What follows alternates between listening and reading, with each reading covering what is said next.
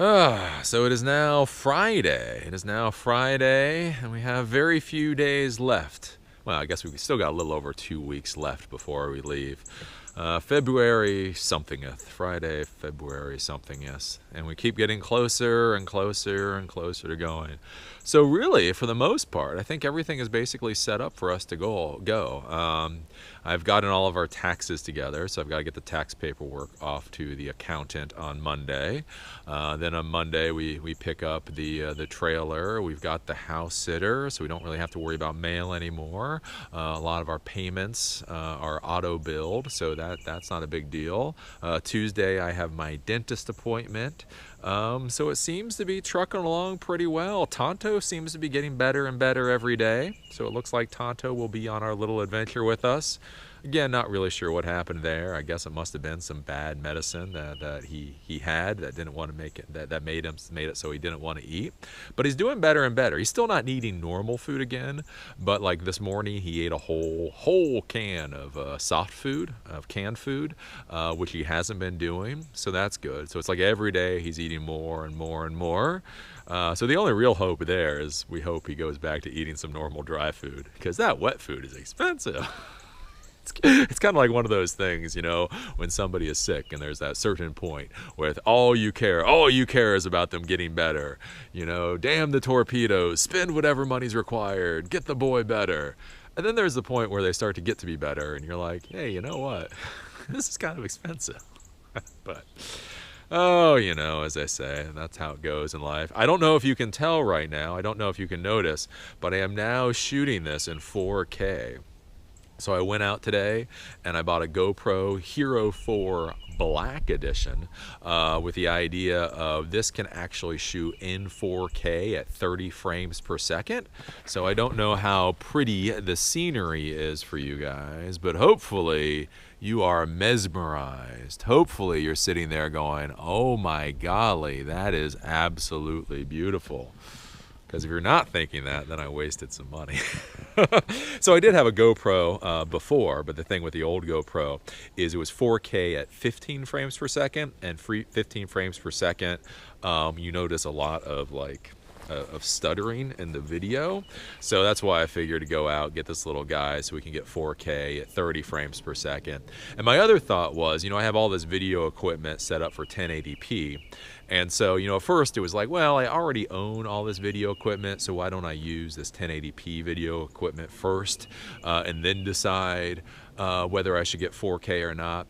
But what kind of went through my head, why I decided to buy the 4K little GoPro now, is that we're about to leave and we're about to start doing all these adventures. And wouldn't it suck if we saw like lots and lots of really cool things, but we didn't have good video of it? You know, like what if we go to the ocean, or what if we go here or there and we get these amazing images, but then it's only in 1080p and so it doesn't really look that good? Yeah, that would be kind of sad. You know, being a computer guy, the one thing that I do know for a fact is that 4K TVs are going to be standard pretty soon. They're almost standard, but they will be standard shortly, where essentially for these TV manufacturers, it basically costs the same price to manufacture a 4K TV as it does a 1080p TV. So everything is literally going 4K. So, you know, it's one of those decisions in life. You know, why continue to create video in a standard that you know is going to be not so good in the very near future, when you can spend an extra few bucks and actually start, you know, filming in 4K now? So I decided, screw it, we'll just start filming in the 4K now. So we'll hopefully get all of these beautiful shots, and we'll be good for a long time to come.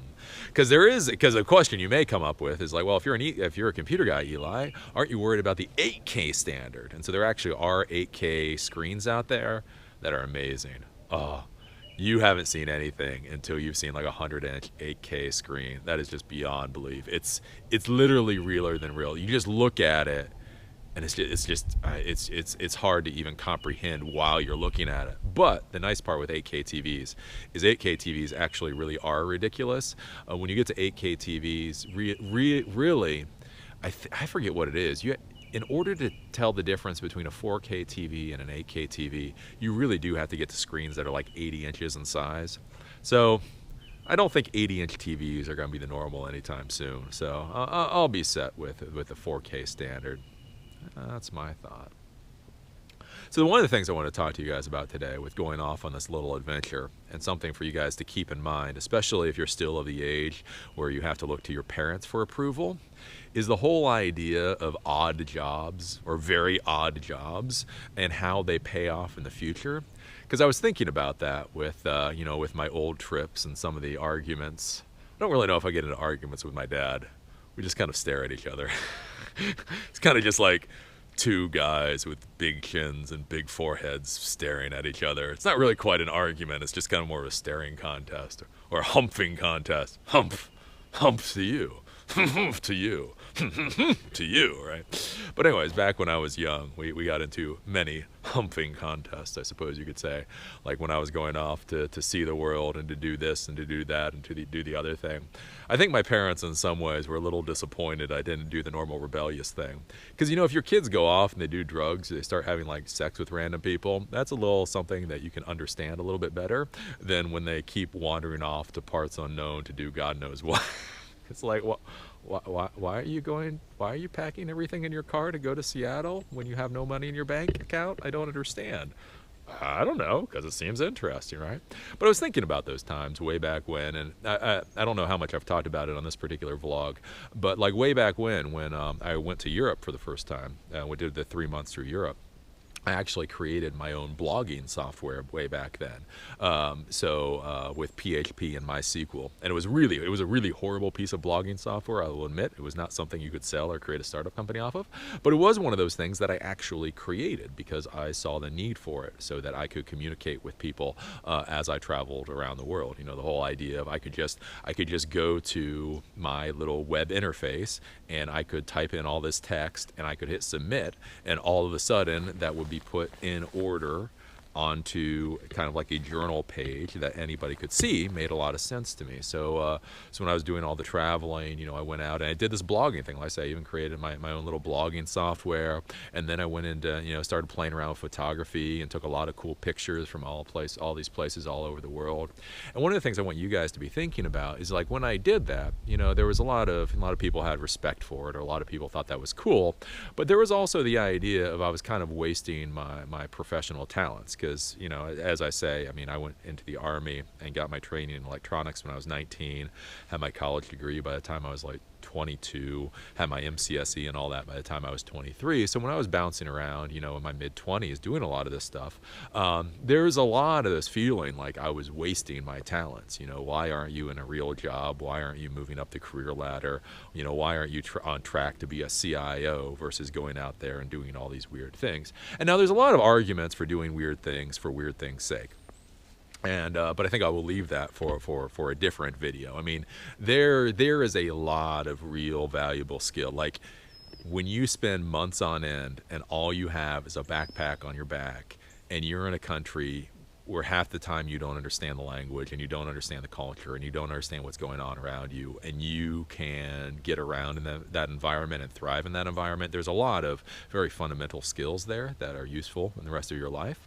But what I want to talk about today, though, is the actual practical skills that you can develop doing these very odd things. So now, again, I'm a YouTube star. If you haven't seen it, if you go over to Eli the Computer Guy channel, I'm up to about 500,000 subscribers. I'm well known and well respected. I am considered, global. What did they call it? Globally. I don't know. I'm impressive. As far as the entire world is concerned, I'm impressive within my little niche. But one of the interesting things with that is that so much of that, what I'm doing with YouTube and that particular channel, actually comes from all those weird ass adventures that my father was complaining that I was wasting my time with way back when, right? So like if you look at why I first started my YouTube channel, one of the reasons I was able to start my YouTube channel was because I had already been doing blogging as Eli the Computer Guy. So when I had my computer repair shop, what I realized is we had a lot of reasons for the things that we did. Like we standardized everybody on certain antivirus software. We did particular things for particular reasons. And one of the things that I found, one of the problems that I found, was that my employees couldn't always articulate the reasons that we did things, and then customers would get pissed off because my employees couldn't explain why we were doing what we were doing. The customer thought we were just trying to screw them over, and it all went downhill. So what I realized, it was like, hey, if I create a WordPress blog, so I create a WordPress site, and on that I have a blog, I can talk about why it is we do the things we do. This is why we do what's called a wipe and reload. This is why we use McAfee antivirus software. This is why we do this. This is why we do that. This is why we do the other thing. Basically write out all of these reasons for why we do the things we do. And I found that was so valuable. Like, so many times I would talk to clients, and I would be about to explain why we did something, and be like, no, I understand. I already read your blog. I completely understand why you do what it is you do, so just go ahead and do it. I was like, wow, right? And so that was one of the impetuses for originally creating video classes online, is I had already seen how powerful creating blogs were for disseminating information and education. And so I was like, wow, what if I basically did the same type of thing, but only did it in video format? Wouldn't that be cool? Now that makes a lot of sense professionally. So you're like, okay, well, he's a geek consultant who has a company. He starts writing about that stuff, and then he realizes writing's good, so maybe we do videos. But that leaves out a huge part of the story. It leaves out all the things that happened way back when writing wasn't a professional part of what made me money, right? So one of the reasons that I got to be good at writing was because I was writing all of those blog posts back before we called them blog posts. Like, literally when I was doing it, there was nothing called a blog. Like, there was no blog post. I was just like doing this thing. It was like an online journal. That's the only way I thought about it. So I was doing that back then, and it was interesting to see that the skills that I picked up doing that back then were directly became valuable for when I had my consulting business, so that I could communicate better. And then by communicating better in the consulting business, then I went off and then I was able to create videos to communicate, right? So it's these things. It goes from point A to point B to point C. Doing the videography now, taking pictures and all that, goes back to when I was traveling around India and all these places, and I started taking all these pictures and realizing what looks good in a picture and what doesn't. If you look at my videos, a lot of my videos seem very low quality in a lot of ways, but one of the things a lot of people don't realize is that I set up my videos in very particular ways, because I found through taking pictures before that there are very particular ways that you display images so that they are the most interesting. So the whole thing, if you don't put everything exactly on center, you take it a little bit of off, you make sure the images are always a little bit off center, but even though they're a little bit off center, you make sure that they are symmetrical. You think about contrast, you think about colors, and you think about how things show up on the screen. And all of that I learned by taking pictures, taking photographs before, right? So it's all these things. It's like all of these actual practical skills, many of which were developed when I was doing things that many people would not consider or practical. And this is something for you guys to be thinking about in the modern world, and how to get ahead and how to be successful, is that the modern world, how you make money and how you are successful, has very little to do with how you used to make money and how you used to be successful. I mean, my father, he retired from the government. And I can't blame him. The package that he got for retiring from the government, was very good. He went into the government young. He stayed in the government 36 years. He was treated well in the government during that time, at least financially. I don't know how the job actually was. He gets a nice pension now. He gets medical benefits. He gets all these wonderful things. What he did then made a lot of sense. Well, the thing is, for me and my generation, it's absurd to do what he did. Like, literally, what he was offered when he walked in the door literally isn't even offered anymore. If you go and you're a government employee now, you literally cannot get the benefits that he has, right? And so that's one of the things to be thinking about, is in this modern world where things are changing so quickly, many skills that used to not be valuable actually become valuable. The whole idea of writing, the whole idea that writers should be poor. Well, here's the thing. If you want to write novels or if you want to write short stories, you're probably still going to be piss-ass poor. But I know as a fact, doing content creation, if you are willing to write about products, if you are willing to write about things that people think there's money to be made in, you can make a crap ton of money doing that, right? And the world has changed. So if you go traveling around the world and while you're traveling, you blog about what you're doing, that actually is giving you a valuable skill set in this modern world. Now, if you go back to your parents and you say, hey, I'm learning to write about the world as it is, they'll say, yeah, that's nice, and when are you getting a real job? When in reality, that may actually help you get a real job going into the future. So that is one of those things to be thinking about, you know, the whole idea of odd jobs, especially when you're young, and then where they will take you. It's like right now, you know, talking about doing this RV trip, and you wouldn't even realize like how much technical experience I'm going to get doing this RV trip. You know, I'm learning how to take 4K videos. I'm going to be learning about how to deal with networks and really adverse conditions. I'm going to be learning about all this social networking and stuff while being on the road, and those kind of things are directly applicable back to you know, the actual modern world where you can make money off of it. If I can make videos out on the road that people connect to, I can also make videos and do things, you know, back in a more corporate environment. That makes sense. That makes sense. So yeah, so all you youngins out there, all of you youngins out there, as long as you're not just sitting on your butt playing PlayStation 4 or whatever, I think you're going to be okay. Again, I was kind of like the poster child for what the hell is that boy doing? Like, it really is. Like, if you look back at me when I was 20, and you looked at all of my parental role models or whatever, I mean, they all agreed I was smart. They all agreed I could be really disciplined when I put my mind to it.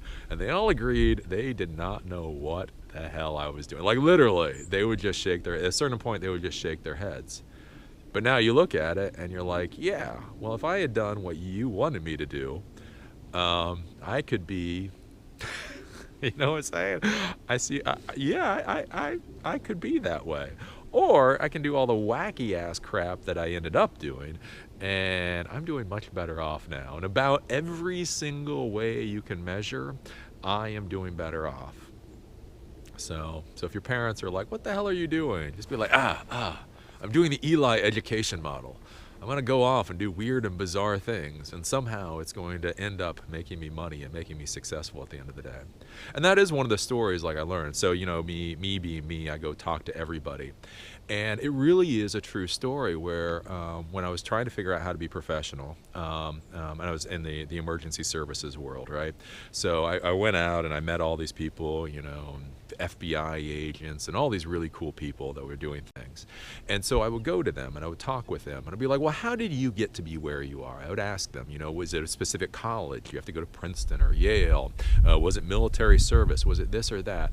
And the weirdest thing was, it was so frustrating. And let me tell you, being a young guy, it was so frustrating because I would talk with all these people and they would all give me the most bizarre stories in the world. Truly bizarre stuff. Like, I mean, just like, well, you have to understand, Eli, I was out on the farm in Minnesota smoking some of the best dope I've ever smoked in my life, and then I got this letter in the mail. And you're like, what?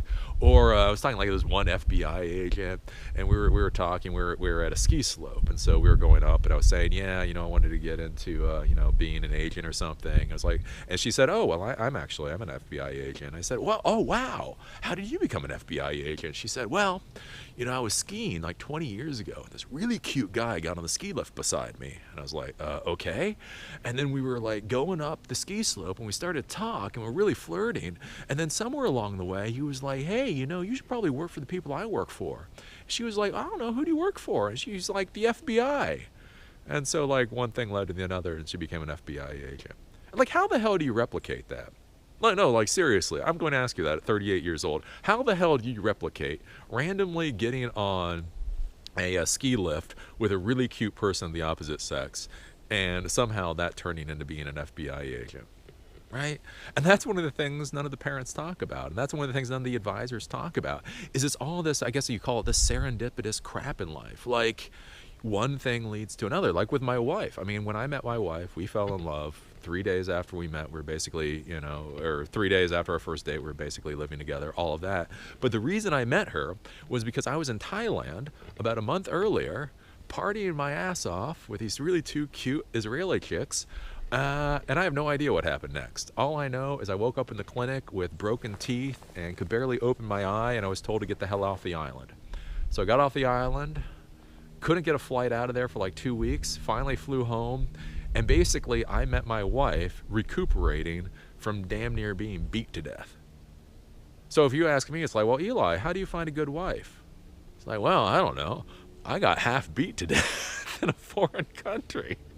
Right? You can't replicate that. You're like, Eli, so if I go get beat half to death, I can have a wife too? It's like, I don't know. I probably, I'd be a little careful about trying to replicate that particular way of doing things.